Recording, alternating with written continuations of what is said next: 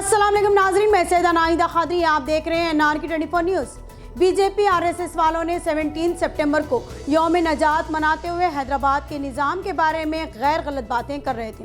इन बातों को देखते हुए कांग्रेस लीडर उस्मान मोहम्मद खान ने 7वें निज़ाम मीर उस्मान अली खान बहादुर की खबर पर चादर गुल चढ़ाते हुए उनको खिराद अकीदत पेश की। साथ ही में हिंदुस्तान के लिए हैदराबाद दक्कन के निज़ाम ने जो बेहतरीन कारनामे अंजाम दिए उनकी भी तफसील बयान की। आइए इसी की रिपोर्ट हम आपको दिखाते हैं। अस्सलाम वालेकुम वरहमतुल्लाहि बरकातहू। आज जॉइंट एक्शन कमेटी का तमाम डेलीगेशन मुश्ताक मलिक साहब की सदारत में मस्जिद जोधी किंग कोठी आए हैं।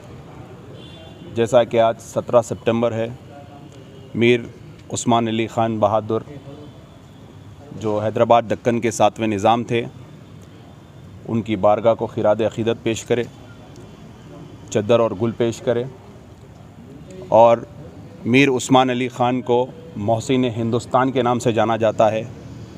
वो जब तक दक्कन स्टेट के बादशाह थे, उनके उतनी तरक्की पूरी दुनिया में किसी ने नहीं की। बनारस यूनिवर्सिटी से लेकर अलीगढ़ यूनिवर्सिटी को एक आँख से देखने वाले शख्स का नाम मीर उस्मान अली ख़ान है, जिनके इतने कारनामे हैं। डेवलपमेंट से लेकर एजुकेशन से लेकर सेकुलरिज़म अगर कहीं पे दिखता है तो मीर उस्मान अली ख़ान के दौर इक़्तिदार में, उनके वालिद के दौर इक़्तिदार में, दक्कन के दौर इक़्तिदार में दिखेगा आपको।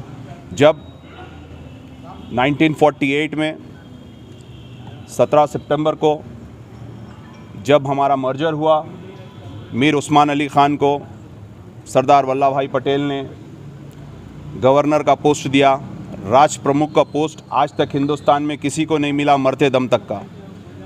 मीर उस्मान अली ख़ान बहादुर को ये पोस्ट दिया गया और हर वक्त जब भी हिंदुस्तान को ज़रूरत पड़ी, शास्त्री जी ने, मैं एक अच्छा वाक़या बता रहा हूँ, जो शरपरस्तों को और जो निज़ाम के बारे में गैर गलत बोल रहे हैं वो लोग कान खोल कर सुन लो।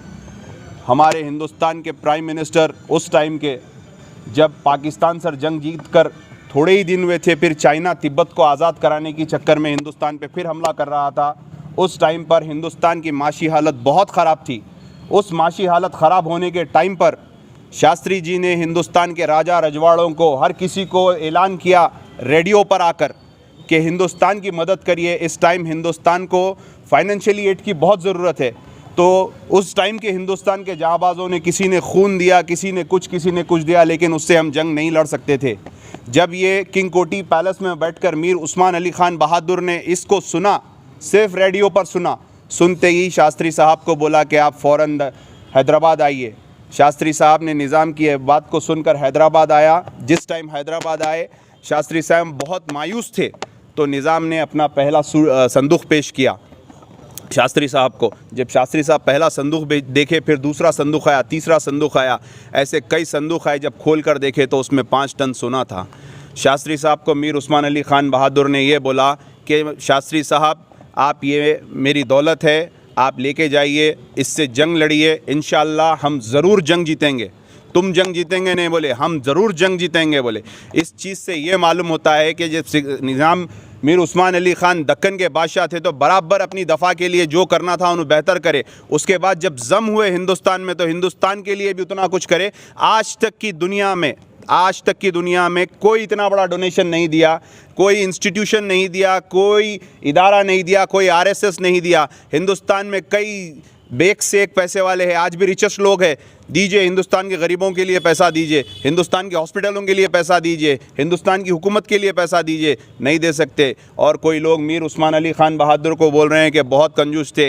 हमारे इस्लाम में है, अगर अपने पे इस्तेमाल करेंगे तो उसका हिसाब देना पड़ेगा, अगर आप खैरात करेंगे तो उसका हिसाब सवाब में आएगा। तो एक वक्त का वाक़या है, मीर उस्मान अली ख़ान साहब जब गुज़र रहे थे तो अपने खादिम से पूछे कि यहाँ पर पूछो कंबल कितने में है। सर्दियों का मौसम चल रहा था, तो खादिम ने बोला सरकार कंबल इतने में है। जब आप उस टाइम पे अपने लिए कंबल नहीं लेके 5 लॉरी कंबल हैदराबाद के फुटपाथ पे वगैरह पे घरों पे बांटे, तो खादिम बोला सरकार आपकी कंबल में एक खुद सुराख है और आप इतने कंबल लेके बांट रहे हैं और अपने लिए नहीं ले रहे हैं। तो बोले कि मेरे को एक सुराख में से जब इतनी हवा और ठंडी महसूस हो रही तो मेरी आवाम को क्या नहीं महसूस हो रहा होगा। तो ये आपकी सोच थी। अगर मैं उनके बारे में बोलता चलूँ तो रात निकल जाएंगी, दिन निकल जाएंगी। हिंदुस्तान के हर गोशे गोशे में जहाँ तक भी रजवाड़े हैं वहाँ पे कुछ ना कुछ निज़ाम का दिया हुआ है। आज हिंदुस्तान का नाम, निज़ाम मरकर कितने साल हो गए, आज हिंदुस्तान का नाम फिर से इसीलिए फ़ख्र से ऊँचा हो रहा है क्योंकि क्वीन एलिज़ाबेथ का जो इंतकाल हुआ है उसकी लाइफ हिस्ट्री अगर बता रहा है तो उसमें यही बता रहा है कि 1948 में जब क्वीन एलिज़ाबेथ की शादी हुई तो उस टाइम के सबसे बड़े शोरूम, कार्टियर शोरूम को मीर उस्मान अली ख़ान ने बोला था जाओ क्वीन एलिज़ाबेथ को जो बेहतर तोहफ़ा पसंद है। क्वीन एलिज़ाबेथ को निज़ाम ने कहा था जाओ तुमको जो पसंद है वो लो, तो क्वीन एलिज़ाबेथ ने 30 हीरों वाला सेट लिया और निज़ाम को बोला कि मैंने ये पसंद करा। फिर निज़ाम ने जवाब में दिया इसके साथ तुम कान के झुमके भी ले लो, तो क्वीन एलिज़ाबेथ ने कान के झुमके भी ले लिए। दुनिया का सबसे महंगा तोहफ़ा अगर किसी ने दिया तो हैदराबाद दक्कन के निज़ाम ने दिया, जो क्वीन एलिज़ाबेथ आज तक मरते हुए पहनती है। इससे हमारा सर बुलंद होता है, फ़ख्र से हम बुलंद होकर बोल सकते हैं कि वाकई हम दक्कन स्टेट से है, वाकई हम हिंदुस्तान के शहरी है, क्योंकि हमारे यहाँ के बादशाह ने हिंदुस्तान के लिए जो तोहफ़ा दिया है, फ़ौजियों के लिए जो जंग के लिए दिया है, आज तक दुनिया में किसी ने नहीं दिया।